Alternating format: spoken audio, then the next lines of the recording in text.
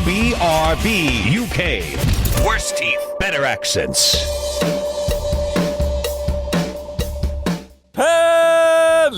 Hello, and indeed ahoy hoy. Welcome one and all to BRB UK. It's episode 536, and my name is Dan. Hello, good evening, good day, good afternoon, good morning, or some other time in between. How are you? Great, I'm totally listening to you. Or I would be if this wasn't a one-way conversational medium, which a podcast is. Anyway, I'm joined by two people, one of whom is Coleman. Hi. The other one is Timothy. Hello. Little peek behind the scenes. Tim's got legendary lag on the recording. Worse Future than usual. Coleman's going to sort it out. So if it sounds like we're a little bit surprised by Tim replying to something eventually, it's because Tim, we're assured it's Tim's internet rather than Tim's internal processing time, isn't it, Tim? Mm-hmm. Apparently so. A good, verbose, well thought out reply there to verify that it isn't mental bandwidth that is the problem. I mean, it could be both. So I like to think that Tim's just had a long day and he's very slow. It could be. You know, he's overheating. He's throttling, is what he's doing. Tim's throttling. Anyway, how was your week been, chaps? Did you enjoy the open beta of the Diablos? I loved the open beta of the Diablos. I did not play the open beta of Diablos. Good word, Tim. Good. Tell you what, let's get into that. Shall we get into that now, or do you want to have a little bit of vamping Jump straight into it. Let's get straight in. You've got no tolerance for the ill-informed bants this week. Do you know what? I think we can have at least one streamlined week in our life. So let's do this. Okay, let's do this. Okay, Diablo 4 open beta. Tim, why did you not play this? Because it was only available on the weekend. I didn't have much time on the weekend, and I couldn't be bothered for the download because I don't have no hard drive space left. There we go. Fact I picked up one of these. But, hey. That has nothing to do with the speed the internet comes into your house, Tim. I didn't say it did. I said I had no hard drive space left. If you've got... Actually, I have a request. Listeners who are just listening as opposed to listeners who are watching with their eyes. Viewers, some call them.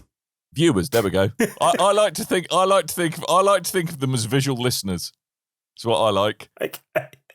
Tim just held up a slightly overspec for a PS5 SSD, I believe. Is that a Samsung 980 Pro? Yes, and they're currently on sale on Amazon. Hence the fact I picked one up. Although, actually, how much you pay? $165 for how much? 2 terabytes. That's actually not a bad deal. Yeah, that's why I jumped on it. Despite the fact that I'd rather buy from other retailers that actually pay tax and stuff, that was too good a deal to turn down. So I went with the dark side. Fair enough. We all know Tim's price. Tim will put his morals on hold for 160 quid. Yes. Since you have got one of those now, I've got a small request, and I request this on behalf of the internet and all people who are fans of this show. Right. Can you please video you installing that? It doesn't look that hard from what I've seen. But I have no, you're right, it doesn't. But me and Coleman know you very, very well. but a little PSA, I have been advised that with that SSD in particular, it's advisable to update the firmware before installation because apparently it can cause problems otherwise. So, that's something. Update the firmware on the SSD or on the PS5? On the SSD itself. Otherwise, it can cause problems. It won't necessarily do so, but it can. I'm gonna double down on my request for that to be video. The whole process, end to end, video. Who can we say? I think we should send the man called Rick over to. I think we should send the man called Rick over. I need to borrow my friend's caddy to do that first anyway. So, friend of the show David will be on hand to help me with that anyway, so it will be even less of an issue. Mate, you've got to install a hard drive, not play golf. I want, Tim, is I'm very happy for David to supply the equipment that is necessary to get the deed done. Yep. But you need to fly solo on this, Tim. Yes. It's the only way you're going to learn. You're allowed YouTube It's the only way you're going to learn. It really doesn't look that hard. No, which is why we want you to film it. Okay. Yeah. I will do so. If it contains any incidents, I shall share. If it does not and it's very boring, I will not. Yeah. I'm going to hook this up. Yeah. It's happening. Tim's tech tips. It is pretty easy. I did one last Christmas, I think. The Christmas before I set one up, and it was vaguely easy. I installed a super sexy drive, and then I installed way too many games. The very next day I had no space left. But because I had already installed a super sexy drive in conjunction to the already existing super sexy drive within the PlayStation 5, and that meant I had the ability to install Diablo 4's open beta without having to worry about space. Good, because it was a chonky boy. 84 gig, I think. Oh, because that includes then the high texture pack. Because on the PC you had two options, I tell you. Option the first, install all of the high-res packs. Option the second, do away with the high-res packs and only install them and stuff, which actually halved the installation size down to 40 gig. But sort of adding to your, because you spoke about last week, if you didn't listen to last week's episode, Dan was talking about the closed beta. Shame. And this week I'm talking about the open beta, which was available to everyone. Went in with the idea of, I'm going to pick this up. I'm probably going to have to put a few hours into this because I want to hit level 20 and unlock that adorable wolf pup backpack skin thing for the final game. And because I'm going to be repeating a lot of what I'm doing, most likely, I kind of, apart from the intro cutscene and the one that happens in the church that was really cool, I pretty much skipped anything kind of story related. So there was a moment where me and Dan teamed up to Dan was kind enough to help me out with a boss I was stuck on. And at points, I'd skip through a cutscene, and then there would be like a little icon above Dan's head signaling he's watching all of this. So I just you see, the thing is, I thought it was Destiny rules where if I skipped it, it skipped it for you. Only once I skipped the first one, I was like, "Where's Coleman?" Yeah, he's gone grinding. Go on. Yeah, he was off. He was min-maxing like a champ. I had 3 levels to go. I had to go, man. I wanted to get off and start playing wrestling again. You need that. You need that wolf papoose. I wanted it, Dan. I once. So I was on a mission to hit level 20. I went in as a sorcerer. I think is what I was playing as, and that was all very fun. I did not get any. I got very few technical problems that I'd been hearing about with regards to glitches and things. My biggest hurdle to overcome was the queue times. So the first time I started playing it, I think I had to wait an hour and a half or 2 hours for the queue, which I went off and did other things and then came back to it eventually. And remember to put my PlayStation to not go into automatic rest mode. And at some point, sleep after 120 minutes. God damn it, Sony! Yeah, and then not keeping an eye on the time, my shopping delivery had arrived, so I had to stop playing and then go get the shopping in and put it away. And then by the time that happened, I got signed out for inactivity, and then it went, okay, you're in a queue of 2 hours. I'm going to bed. I can't do this. So ended up trying again on Saturday and had pretty much smooth sailing. The only kind of digital glitch or error or anything that I had was every now and then it felt like I was going too fast for the map, and the map would try to catch up by stopping my character and making them run backwards to a point and then allowing me to carry on. And it was a process that would take about a second for it. Yeah, kind of. Running forwards while going backwards, kind of like a someone enthusiastically losing to a treadmill. And it wasn't a big problem. I think it hadn't happened about 10 times in total of my hours of playthrough going. But yeah, I enjoyed what I played. I can see that I'll be picking this up and enjoying it. We were talking last week about the pricing, because I think it's £50 on PC for the RRP and it's £60 on console for the RRP. I looked on, and I'm going to give away my best kept secret in video game buying for consoles. There's a site called The Game Collection, and if you pre-order stuff through them, they tend to give you really good discounts and also reward you with credit that you can use in the future. And as well, for the few times that I've used them, they've delivered either day one or the day before without charging any extra for delivery, which a lot of the kind of bargain sites will go, okay, you've got to pay £6 if you want it day one.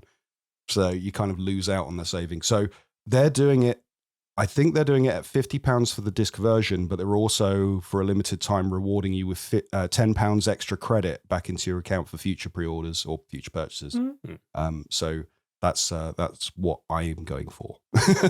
So there is deals to be had out there, and that is the best one I found so far for consoles. But I think I'll be picking this one up for day one on the PS5. Yeah, so thankfully the progress from the closed beta carried on through. So I was able to kind of pick up where I left off with me old sorcerer. He was still chilling there. Tarquin, the sorcerer, doing a wonderful job. But actually it wasn't until I got near level 25 where actually I felt that the build options really started to open up, because one thing that I didn't clock, there was like priority missions. Yes. What I didn't realize is there is actually some pretty essential build-related stuff locked behind those missions. Like, okay. I think it was an aspect or something where you can actually have one. You had like your kind of 5 or 6 main spells or main skills that you use. That's right. The aspects allow you to map. I think it's apologies, listeners, if I'm using the wrong word. But essentially, you can apply one spell to have a permanent effect on all of your attacks.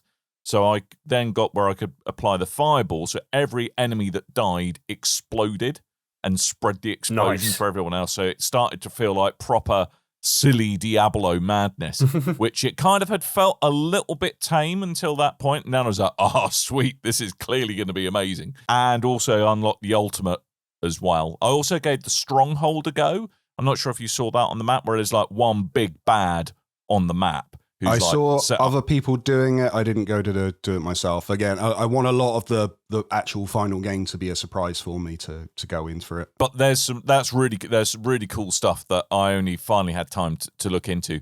But I am, really, really, really enjoying, or I really did enjoy Diablo 4. I'm definitely going to be picking up, and Kev and I, unusually for Kev, going to go for the super expensive big boy super deluxe edition. Oh, so you can play 4 days early.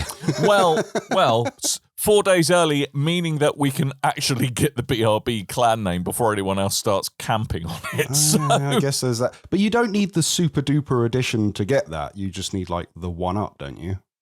From basic. There's the regular, there's whatever the next edition is, then there's the ultimate edition. I don't think you need the ultimate edition to play 4 days early. I think you need like the middle package at most, at least. I'm going to see what kind of package I need to festoon myself with. I have a question, festoon, and I think we'll all agree that's the important question. Did you both get your wolf papooses then? I'm assuming you did, from what you We will have wolf papooses.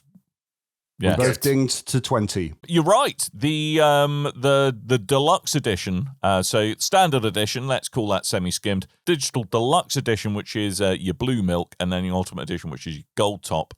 You're all right. The middle edition does come with 4 days early access. I thought I was right because I was doing research before we started recording today. Good work.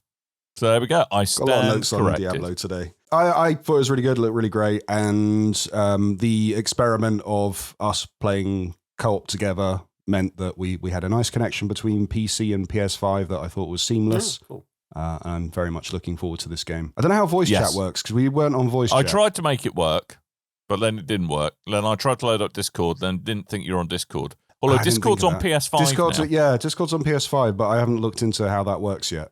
So we'll have to do that for next time. Magic.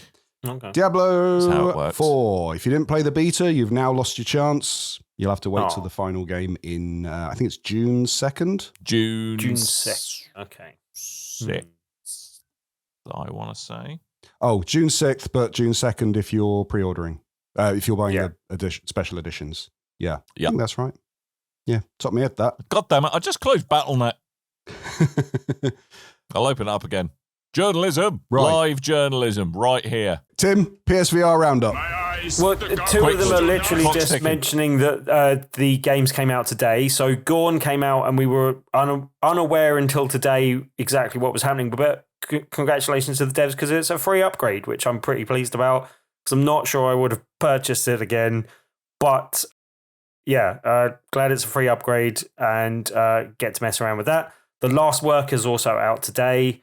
Slightly mixed reviews, but most people seem to say it's like more of a story-based game, but quite good fun. I've also been playing this week the C-Smash VRS Demo, which came out last week, and Galaxy Kart, which came out this week. Both of them are slightly broken things, one of which I like and one of which I love. I really loved the C-Smash VRS Demo, despite the fact it seemed to be a bit broken. When you were player 1, no problem. When you were the red player, which is on brand for us, but when you were the blue player, for some reason, controls seemed a bit broken. I don't know if it seemed to always happen with me when I was the blue player. That didn't seem to be widely reported, so I don't know if that's the case for everyone.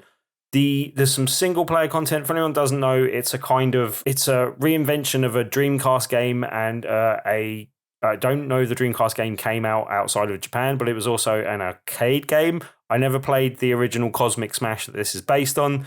It's a kind of spiritual successor to that. It is a squash type game meets a bit of Breakout. Basically, you've got a wall behind the player that you have to defend, and you're trying to hit various zones behind the opposition player at the other end of the court. I liked it enough that I have pre-ordered the game. I think it's like 22 quid. As I said, it was a little bit broken, but I expect that's something that will be worked out by the time the final game comes out. It's got some single player content where you are charged with just like hitting it in a limited time against various different zones, and there's some sort of objects that you have to get round and some elements that move around as well to make it a bit more tricky. And there's various different single player content, and that seemed to all work fine and be reasonable fun. I think it's going to have a longer legs when the actual multiplayer game gets up and running properly. At first I thought, I might be really good at this game, but then I don't know how many of my opponents were having problems with controls, basically. Because when I was the blue player with broken controls, the best I managed to do was draw a game. When I was the red player, I was absolutely smashing people. Like 21-2, I think I won my first game. And I won most of the games that I played, basically. So I'll be interested to see when it's actually fully working, like how that actually comes out in the wash. But yeah, I really enjoyed the game so far. That seems really good. That was just, the demo. Galaxy Kart actually came out as a game this week, even though it kind of stealth launched because it wasn't really showing up in the PSVR 2 area of PSN. They seem to be messing around with it this week. At one point, all of the DLC for all of the games were turning up in that area and all of the demos. And now they seem to have corrected that today, and now it's showing all the games as it should do. But anyway... But Galaxy Kart is basically a Mario Kart-esque racer in VR. There are various problems with this, and I won't go through all of them because most of them have been patched out today. I think it was actually last night that the patch came out. But they patched out the fact that you couldn't open the final race. There's 4 races, and you have to race through like easy, medium, and hard to unlock the next race. And it wasn't unlocking, there was a bug where it wasn't unlocking the 4th race. Apparently, if you go back and replay that, it will now unlock the 4th race.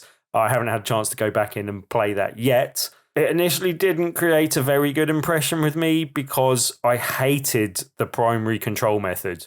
And that's just because it's one of those things where, and I think I even mentioned before Gran Turismo came out that it would be fun to have this kind of mode in Gran Turismo. Now I see why they didn't make this, but the primary control method is you gripping a steering wheel by gripping the 2 grip buttons on either of the sense controllers and then being able to steer by steering around. Now that sounds okay, but... I have a question. Yeah? In addition to that, do you also have to go... I mean, you go faster? It's not a I necessity. mean, you do that anyway, but was it actually you're going option? to, obviously, because why wouldn't you? But no, the problem is because you're gripping both of those, and then you've got to also accelerate with one of the triggers. Now, you can accelerate with either trigger, but for racing games forever, I accelerate on the right trigger out of the 2, basically. Correct. Now, that's a problem in this game because you have to physically throw your weapons at other drivers. So you actually grab the 2 weapons you've got. Now, the slight difference to Mario Kart is it's got like various different weapons that anyone can pick up by picking up crates, a la Mario Kart. But the slight difference is that every individual racer also has a unique weapon that is on a cooldown timer. And both of those weapons are kind of available to you on the right-hand side of your cart, but you've got to physically grab them and throw them at other racers. Or there's a shield that you can grab and then trigger, and then it protects you in a shield. But generally, you've got to pick things up and actually physically throw them at other racers, which is quite good fun. The problem I have with that is if you are doing the grip button and then accelerating on the right-hand trigger, then I'd have to do that with my left hand, and I'd have to reach over and do that, which felt a bit odd. Or I'd have to accelerate with my left hand, which felt weird, and then that would be... There's a secondary control method where it's got a virtual joystick. Like someone else was accelerating for him. Possibly, but there's a secondary method where there's a virtual joystick, and that sounded horrible, but actually in practice worked much better because I found that better to do with my left hand. The only thing is I don't understand why a lot of developers do this, and it may be something that's patched or developed on over time, but every developer is like, you have to simulate you holding something by holding down the grip button the whole time. And I'm like, you don't have to simulate me holding something in my hands when I'm using a sense controller, because I am holding something in my hand. It feels like I'm holding something in my hand because I am holding something in my hand. Because you are so holding. Yeah. You don't have to add the grip button to that. And I hope it's something where... But then how would you let go of it, Tim? But then you could just use the grip button to press it once and you pick it up and then press it again to drop it. That would be a much better use of grip buttons on the PSVR 2. I know that's not necessarily the case on other things, but I hope that's something that developers tend towards on PSVR 2 in future, because it makes a lot more sense, basically. Does it? Does it, though? I think it does. Of course. In practical use, when you're actually Future using Coleman it, says that does make sense. I think it's much better. Basically, it's much more natural, and I think that's a limitation of the controllers more than it is. Like, I just don't like the grip buttons, particularly on PSVR 2. That's the one thing that I've got as a gripe with the controllers, basically.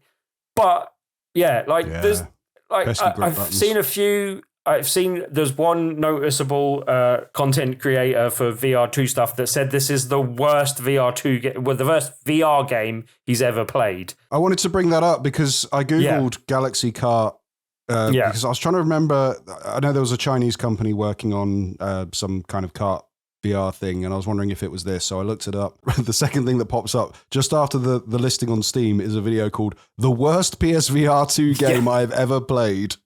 That's from Gamertag VR, if you needed to check that out. Shout out. And he's been doing great content, and he's possibly even more knowledgeable of VR stuff than me because he plays a lot of other VR stuff as well.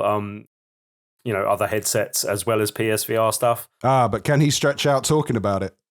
Possibly not. I think that's a bit harsh because there are redeemable features. I mean, I think one of the redeemable features for me particularly is the fact, I quite like the characters and I quite like the different carts that they've got.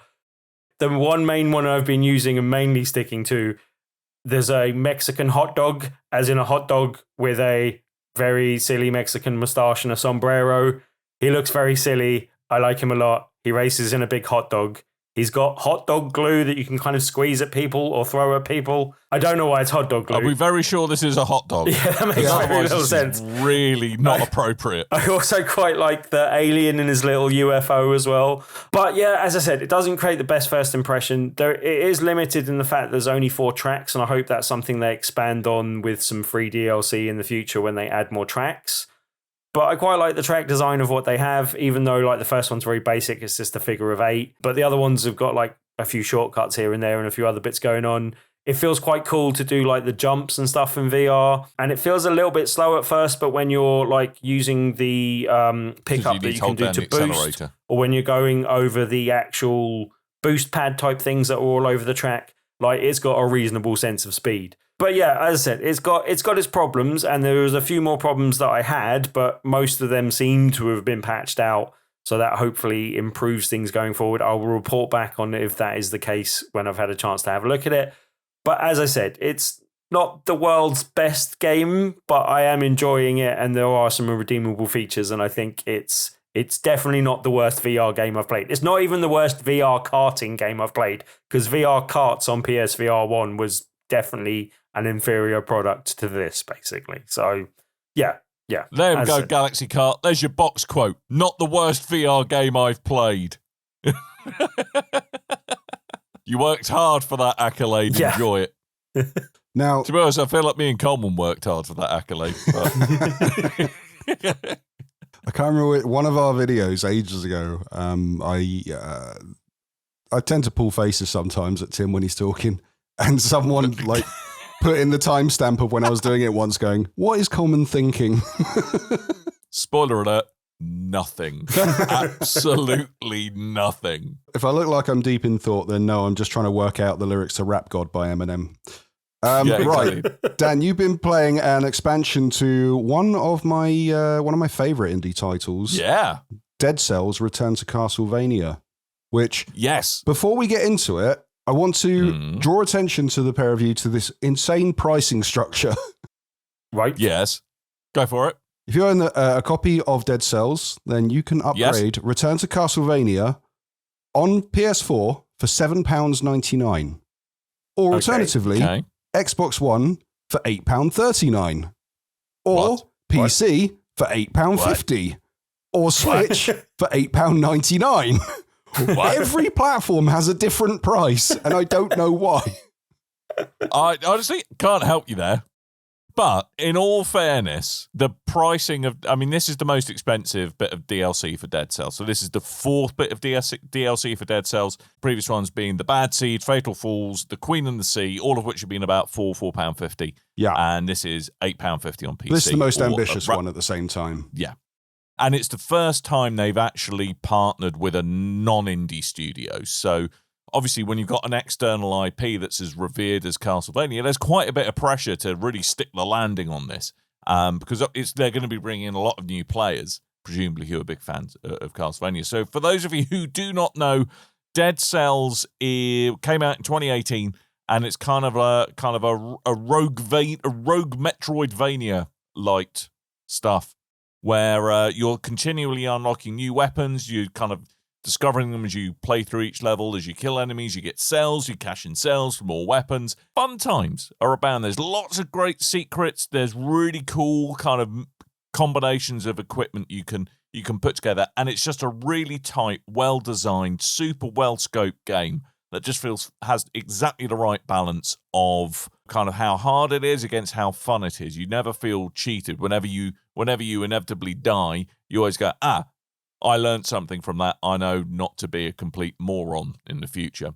Apart from the Hand of the King, who can officially bog off, in my opinion. He's a right git. So yeah, so every expansion has added like kind of what they call extra biomes, extra weapons, and much like the others, this does include a new biome, specifically outside of Dracula's castle and Dracula's castle itself, both of which are really expansive environments. Of course, randomly generated each time you go through it, but they're massive, really beautifully designed things. And, you know, one of the things I was worried about picking this up, I mean, I picked it up more because I'm a big fan of Dead Cells. I haven't played a lot of Castlevania in my time, I'll be perfectly honest with you. I'm certainly not up on kind of my Castlevania lore. Not since I was a child.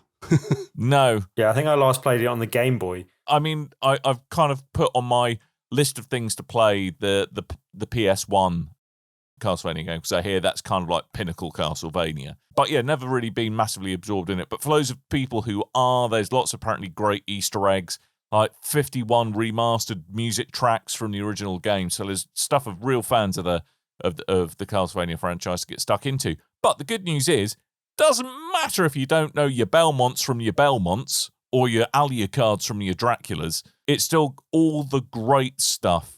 It's Dracula backwards, by the way. What? Oh, what? Yeah, I know.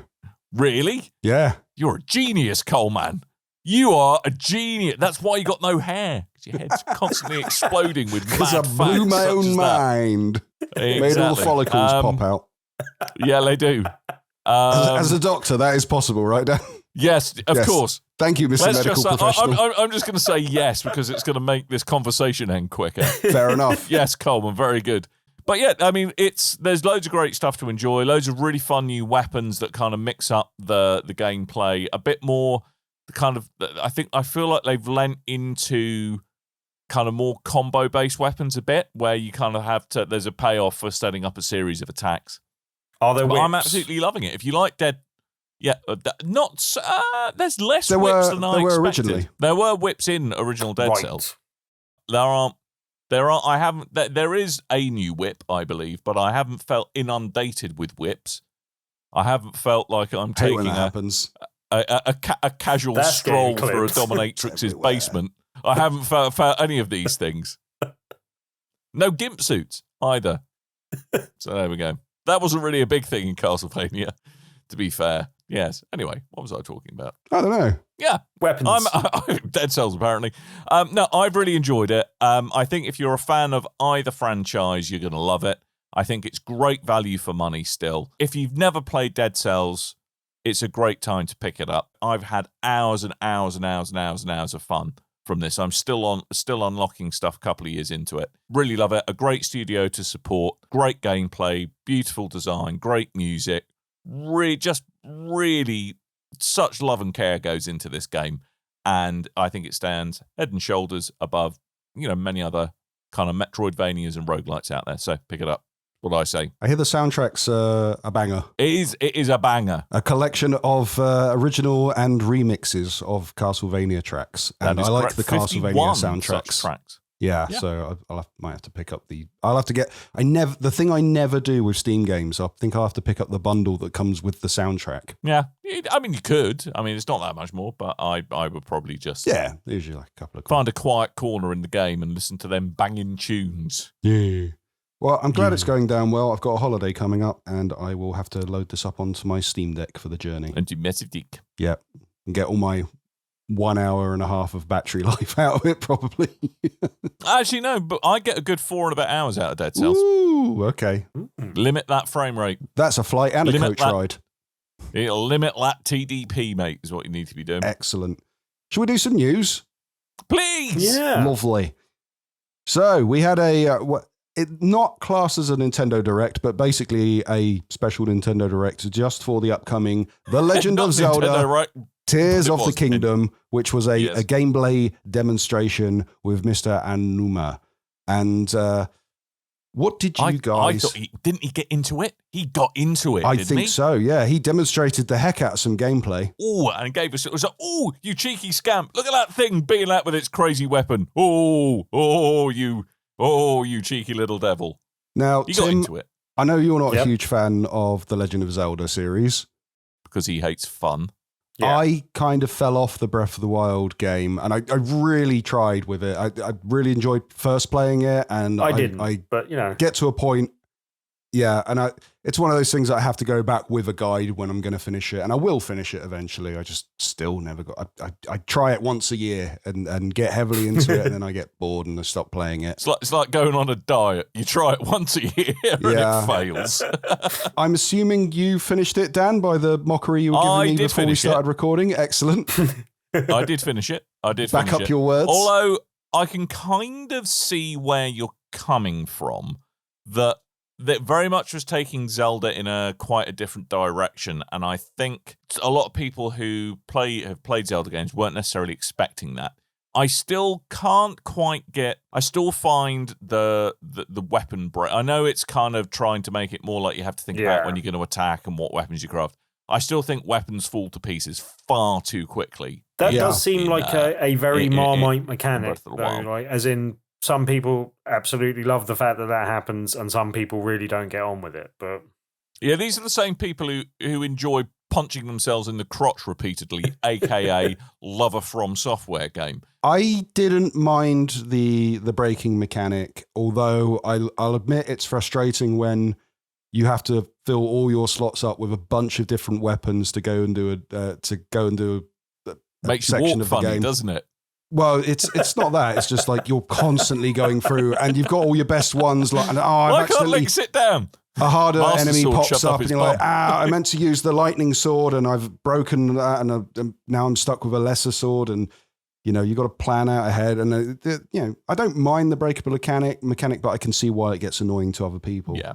And it kind of goes away once you've done the Master Sword quest, and that kind of runs on energy, and you can use it so many times, but it lasts longer than most weapons. So Yeah. But anyway, so on to Tears of the Kingdom, which is a game I won't be playing at launch, but luckily for me, Nintendo first-party games never go down in price, so I can still pay 70 quid for it further down the line when I finish the other game. The excitement you'll have. £50 physical, if you look around, by the way, rather than 70 quid. Really? Mm-hmm.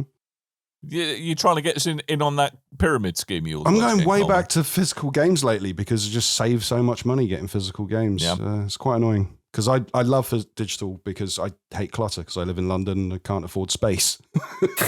Yeah. But we got a look at the new mechanics of this upcoming title. One of them being first of all, 100 years after the events of the first game, and they've decided, well, you can't really build out the world of Hyrule as it was previously because it was kind of a lot of it is a destroyed world from hundreds of years prior. So there's a lot of ruins and things around there. So rather than build on the open world, they're going to build in the sky instead. So there's a lot of structures in the sky. And they explained one of the ways of getting up there is using a new ability called Recall, which once you've interacted with something and moved it, you have the ability to basically rewind that item. So if you can knock a pillar out of the sky or a platform out of the sky for you to stand on, you can use the recall ability to then rewind and go back into the sky. Okay. So then it looked from the demo that it just something fell from the sky and then he was able to rewind it without. Yeah, I thought it was something that felt you didn't have to interact with it, you just had to see it. Yeah. I have a question. Like. When you use this ability, does the crowd say Bo Selector? No. Damn it! Missed opportunity. Damn it! God damn it, Nintendo. When you use the recall ability, you are in very serious danger of suddenly remembering that you were a super spy on Mars. Wow. Okay. Good. Pretty deep, Coleman. Yeah. Joke. Yeah. But yeah, not a tumor. The goggles, they do nothing. Help, there's no oxygen on the surface of Mars. A plastic head with bulging eyes. Zelda. That's how much that goes. That's how that goes. There is a new crafting system which allows you to fuse objects together to create new weapons and tools. I'm excited about. I think this looks cool. Like you can just stick stuff together. Yeah, a couple of the examples they showed is taking a stone to a stick, and you can stick a boulder to a stone to a stick, and then basically make a makeshift hammer out of that, a giant mallet. Another one was taking a stick and sticking it to a longer, like a spear type weapon, which creates an even longer reach on your weapon. So I can imagine if you've seen a lot of the weird video clips that came out the original Breath of the Wild. There was a lot of people using their abilities in ways that weren't initially thought of by the developers to create like weird and wacky flying machines, or taking a boulder, freezing it in status, and then smacking it a bunch of times and climbing on top of it. And then it will, when it comes out of status, just flings you across the world. So I'm interested to see what the community online are going to do with all these cool new mechanics, especially the fusing system. And they provided some explanation for why we saw vehicles previously that I think we commented on them looking a bit like Banjo-Kazooie nuts and bolts type vehicles. Yeah. So, we were kind of right about that. They are being glued together. I mean, I thought it was just really cool. I mean, I bet the kind of the armchair game dev in me goes, wow. Yeah. How have you made that not completely break the game? Because it looks like there are just combinations that would just be bonkers. But I kind of love the fact that there might be truly insane things, and like you can Meccano together solutions of like, all right, I need to get across this big lake. What can I cobble together? Yeah. I think it looks really cool, but at the same time, no idea how they're going to not break the game with it. And for a Switch title, I mean, yowza. I mean, that's a lot of kind of, on the fly physics they're having to calculate, as well as trying to push what graphics they can.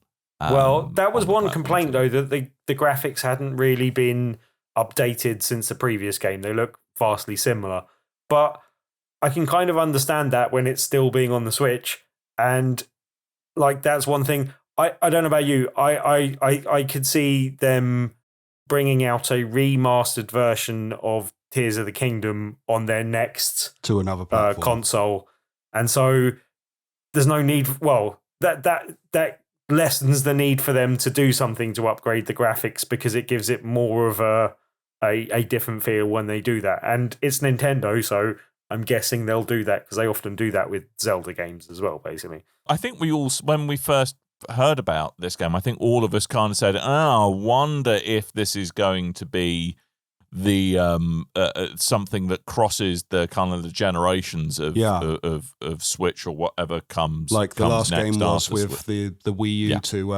to the Switch, and Twilight and also Princess the game before was from GameCube to the they've got form basically, and the Wii and the Wii to the something. Did the Wii do one? Oh, No, I GameCube don't think the to Wii did one. No. But yeah, I really thought this would be a kind of a bridging gap between the next console and this one, but it looks like we're not getting that. But yeah, maybe we'll get a remaster of some form or a higher res version of some form for the next console down the line, which can't be that far away, surely. Remaster 5 years sorted now? version. 6 years? Remastered sword. Yeah. Tip you waiters. I'm here all week. Anyway, that's all shaping up really nicely. Unfortunately, I'm not too excited because of the things I said earlier. Right. I might have to dust off my Switch. The only reason I haven't turned my Switch on is because I do wonder if the firmware is so old that I might be able to jailbreak it. I haven't turned it on for such a long time. If memory serves me correctly, Tim, you were a fan of Multiversus. I played it a bit when it was originally in open beta. I have to say, and we'll come on to the headline, but I didn't know it was still in beta. I thought this had come out a long time ago, and I just moved on from it. And my biggest, I got to the point where I was enjoying it, but they kept on harming my enjoyment of the game by going, this character you were playing that you've leveled up loads, that's behind a paywall now, so jog on. All right, okay, I will. I'll sweet, you get jog for a on to a free-to-play new game. Thanks. Yeah. But yes, it was revealed this week that Multiversus is still in early access, and that early access will be closing on the 25th of June, and then it will be re-releasing at some point in 2024, which I think is an incredibly boneheaded decision. Why not keep the early access open until that point? As most games tend to do. Absolutely stupid. This makes no sense unless they're doing what I think this might be signaling that they're doing, which is moving away from the free-to-play model and going for a paid version with everything unlocked. Really?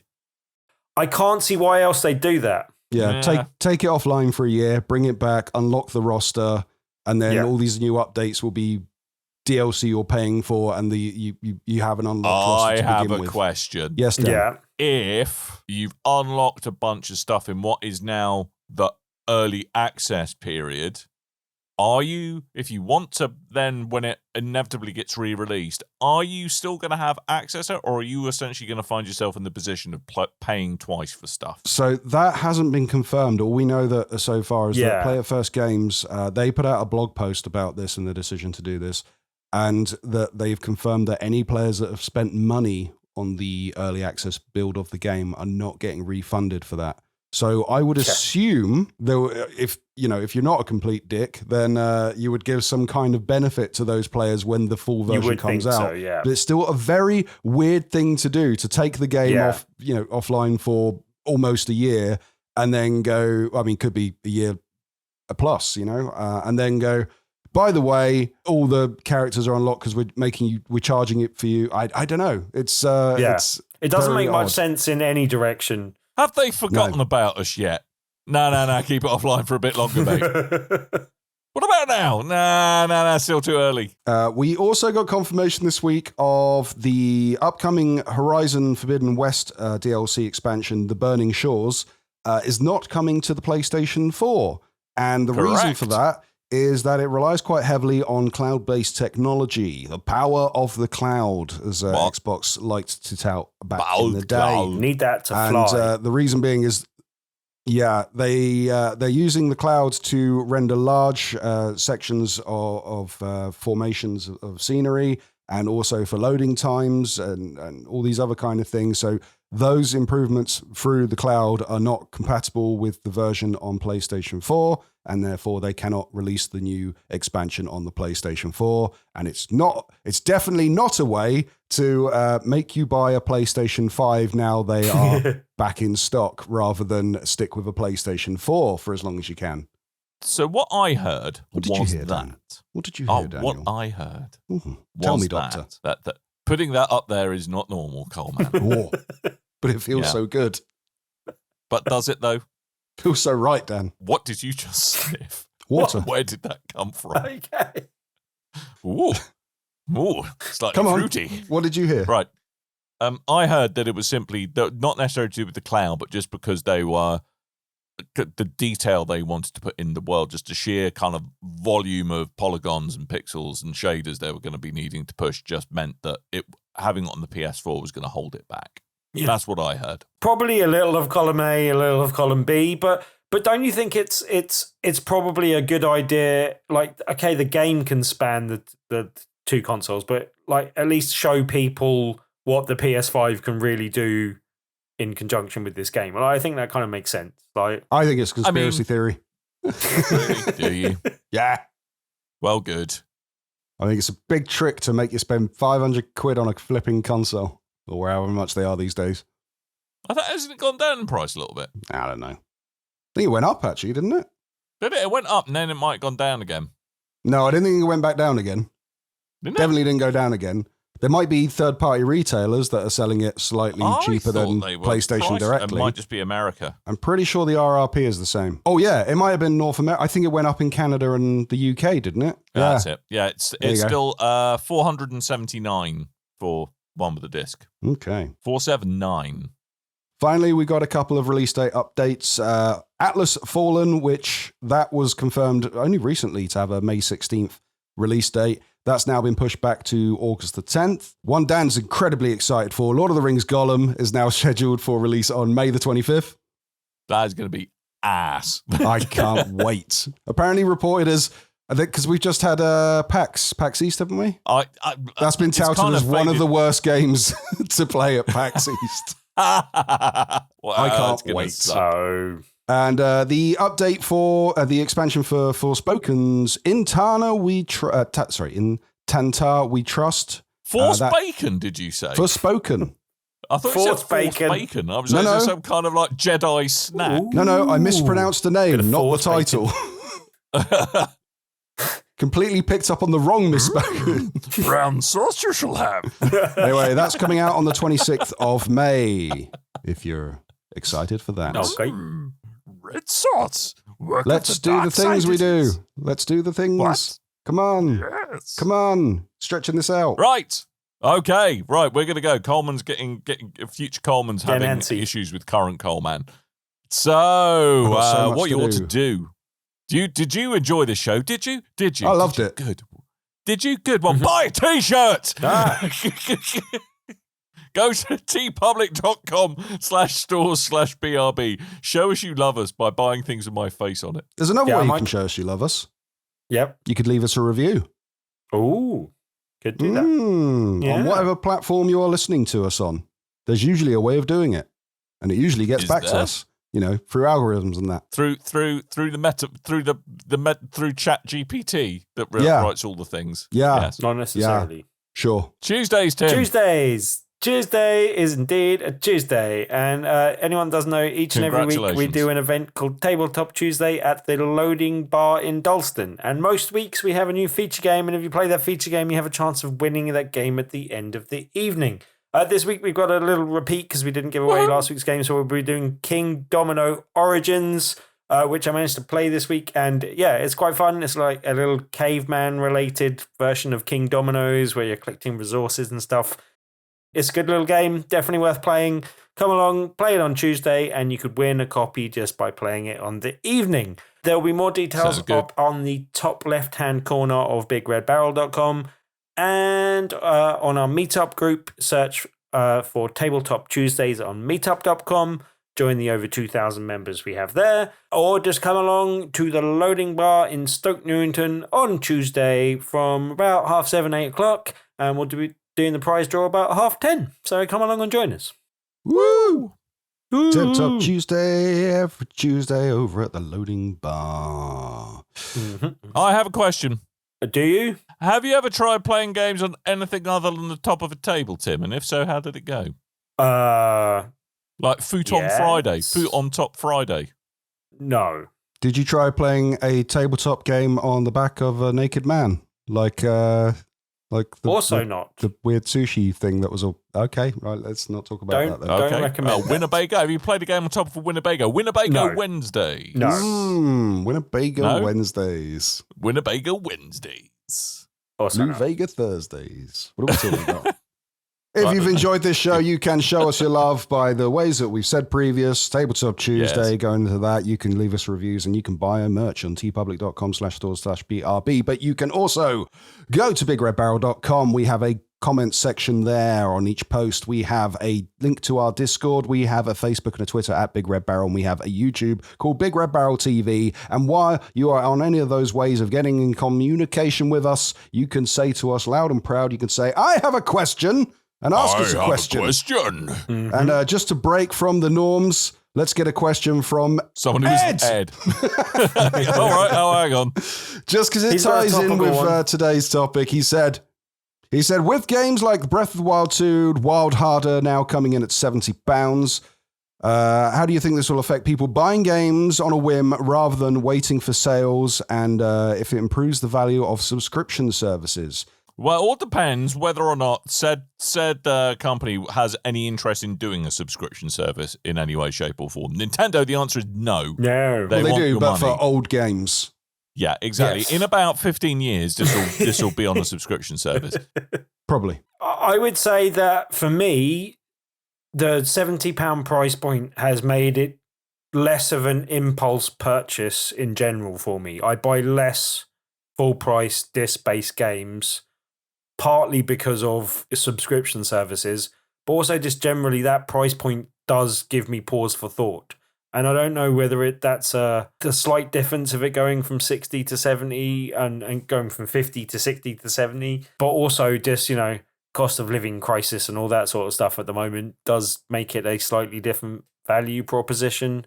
I feel that I'm more price sensitive to games at the moment, so that £70 price point for me, it has to be something that I know I'm going to love and I know I'm going to get 50 plus hours playtime out of, basically. It doesn't necessarily have to be a huge open world sprawling game. It just has to be a game that I know I'm going to love and play a lot, basically. So I think it's interesting. As you were saying that, I was ruminating on something Coleman said about physical See a doctor games about that.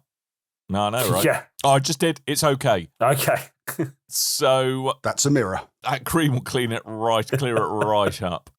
It's funny, on a platform like Switch, I will probably accept, because I like everything digital because it's there and it's ready to go. Although the downside of that is, in terms of stuff that doesn't find its way into a subscription service, it tends to be the more expensive way to do things. Yeah. That being said, on a handheld platform like Switch, where you're just putting a cartridge in rather than the nonsense of a spinny disc that makes lots of noise, I actually don't mind going the physical copy here. And I probably would go the physical copy for it. I still think 70 quid is a steep ask. Yeah. And that's more because the Switch is on its last legs, really. It's relatively underpowered now. And I'm not sure how good of an experience it's going to be.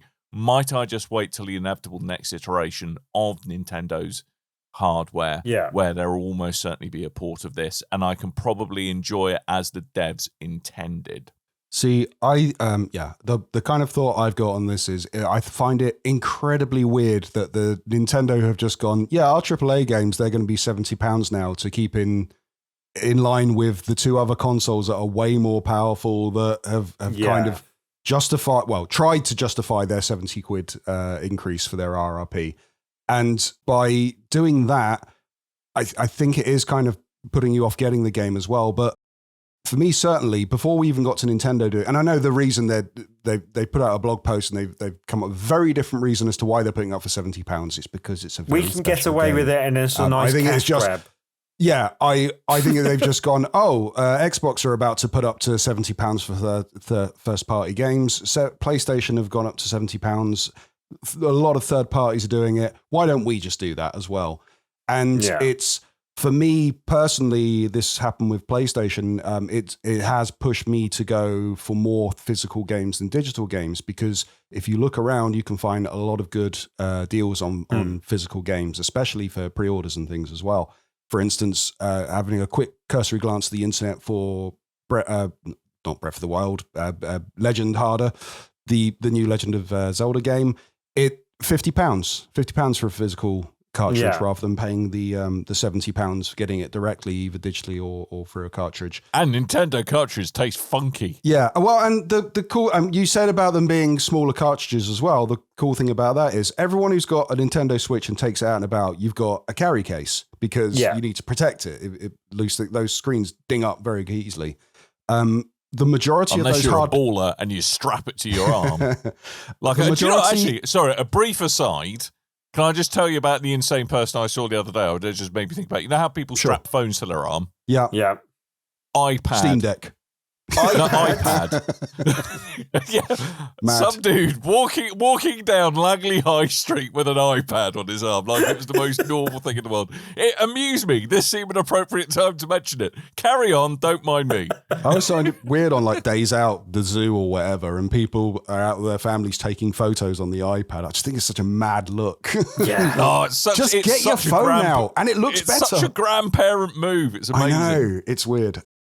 But yes, what was I saying? The cool thing, iPad on your arm, weird flex. If you've got a hard case for your Nintendo Switch, the likeliness is if you look inside, there's usually a bunch of slots for cartridges. Yeah. I think I've got like 20 in mine, so I've got a bunch of cartridges that I take out and about that are always with the Switch when I'm out and about anyway. Yeah, the only time I go for digital games now, if it's something that me and my girlfriend both want to play, I will buy credit for the PlayStation at a reduced rate, and then buy the game digitally so we can both play it on our consoles. And that's exactly what I do with anything digital. I mean, you don't get so good deals on Steam credit, but certainly for anything on PSN or Xbox. PlayStation, I should do that more.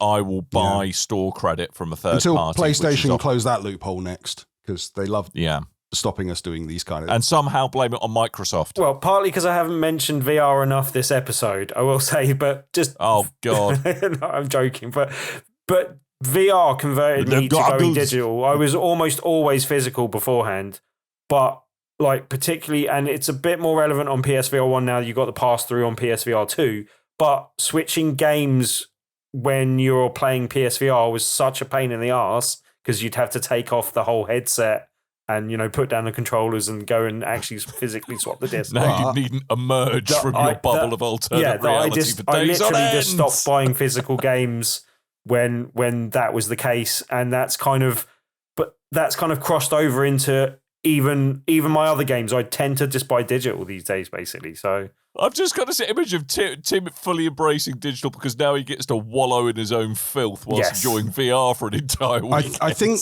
VR's a different beast in itself, because the majority of VR titles don't get a physical release anyway.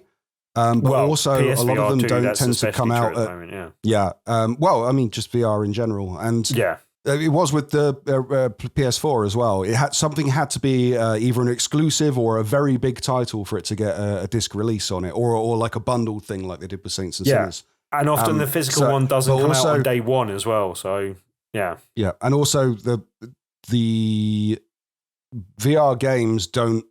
I mean, I don't know if it's changed now, but I always found that they often didn't come out at like £70, £60, £50. They usually hovered around the £20-30 mark. So you know, it's not a big splurge anyway. Right. Anyway, I've got two questions that I didn't put on the agenda, and they are very quick ones, and I wanted to catch you off guard with these. So Riku Goji, he says the old favorite question: shag, marry, kill.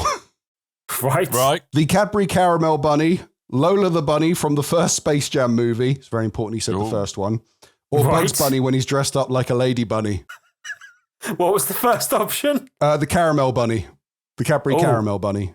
Okay, so that's marry, because that's a classy bunny. Bugs Bunny, because it's Bugs Bunny, and then Wow, you got issues with Bugs Bunny. yeah, I mean, show look, me where he Elmer put the Fudd carrot. tried killing Bugs Bunny again and again and again and was unsuccessful. So I'd like to give it a try and just see if I could actually, complete the task. Don't put a gun in the rabbit hole because he might tie it in a knot and Yep. then it will blow Yep. up in your face. That's good advice. These are good answers. So And then Lola is Shag, I You'd guess. have to kill her. Basically, yeah. Oh, Shagger, you'd shag her.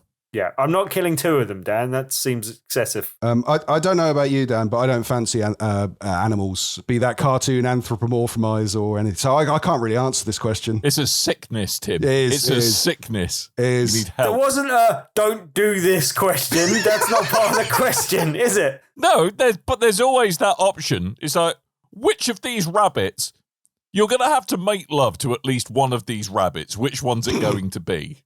That's the thing. You can just go, do you know what? No thanks. I'm good. I mean, I'm good. that Cadbury's Caramel Bunny, pretty sexy. So, But A, not real. B, still a rabbit. Yep. Maybe he means the voice actress. He doesn't mean the voice actress. He means the rabbit. I wonder what she's like, the voice actress.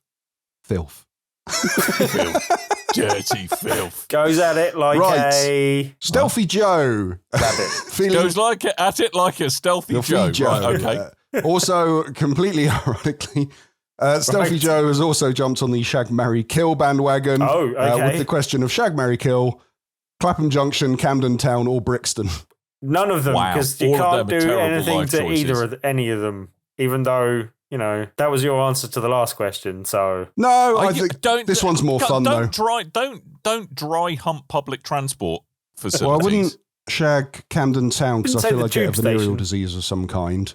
yeah. You could say that of Brixton and Clapham Yeah. Junction as well. You can't really kill the lot of them. I mean, I quite like Clapham. No, and also saying that could be construed as some kind of premeditated bad man activity, Yeah. and the police might want to talk to you if you say Yeah. that. Shag Clapham, marry Brixton, kill Camden. Okay. Wow. There you go. Why Camden? Why kill Camden? I don't know. Filth. Makes no sense. Exactly. So, Camden's voice actress, filth. Filth. Take it easy, Mr. Posty. It's just Cadbury's cat. I can't remember how that advert went. I'll marry Camden just because that's where I went on my first date with my girlfriend, and she likes Camden, so she'd possibly forgive me for marrying Camden. There you go. What a guy, Tim. Yeah. What a guy. I'll tell you what, Dan. You can have the Yes. same question, but we'll remove Brixton and replace it with Slough. I think I just killed myself, to be honest with you. Marry my wife, kill myself, forget all those places. Yeah, exactly. Excellent. I will go. I'll fall on my sword. I'll go out with honor. That's what I'll do. I will not enter into a throuple with my wife and Slough. I shall not do it. Hearing that word more and more often these days. I will say we do have questions left over, but still add questions in on Discord and all those places because we do like having a little stockpile of them to go through at random.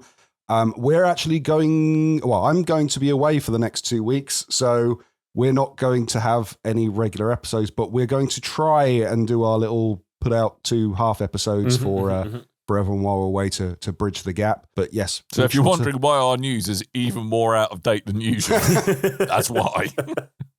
Why are they talking about this game that was released 10 weeks ago?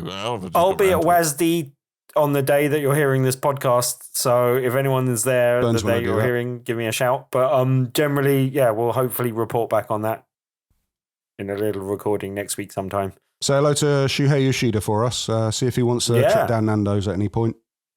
Oh, he loves a Nando's. He loves a Nando's. He does actually love a Nando's. Loves a Nando's. Yeah. Right, are we done? Let's get out of here. I think we should do. So thank you so much for listening. Make sure you click on all the awesome links in the agenda that future Coleman has provided, or just go to the ones you heard from current Coleman. Both of them are the same, probably. Great Scott. Yeah, I know. So yeah, we'll as we all said, there will be some kind of show proffered forth to you all over the next week or two, which I hope you enjoy. But all that's really left for us at the moment on this here show is to remind you that I have been Dan. I might have been Tim. 4 VR tour titles to talk about. That's pretty damn chaotic. Not as chaotic as I have been chaos. Not your best work, Chaos. Not gonna lie. No, I should really Not your write best these work. beforehand. Yeah. I'll get an AI to write it next time. I've plan. thought that about several That'd be hundred chaotic. episodes. I was like, I should really make some notes. I have been as chaotic as Tim trying to shag an animated anthropomorphic rabbit. Wow. I mean, Wow. taking notes is not the most chaos-related thing, I would say. I don't know, trying to shag a cartoon rabbit. That's pretty chaotic. That's It pretty is pretty- chaotic. I mean, Well, I'm not chaos. At the That's least, you. it's messed up. It's messed up. That is messed up. I mean, wouldn't like the little rabbit raisins put you off? Constantly appearing. No, the constant pellets of rabbit poop. Wouldn't that bother you? Guys, let's I mean, go. it's I've got to not get ready great. for WrestleMania. All right. Oh yeah, that's nice. Oh yeah, oh yeah, oh yeah. All right, thank you ever so much for listening. We'll be back with some kind of show fairly soon. And until next time, dear listeners, doodle bye.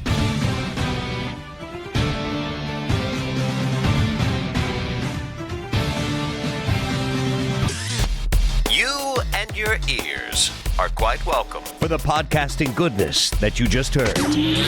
Why not roll on over To BigRedBarrel.com. for more podcasts? News, reviews, and videos from the biggest, reddest site on the internet. BigRedBarrel.com.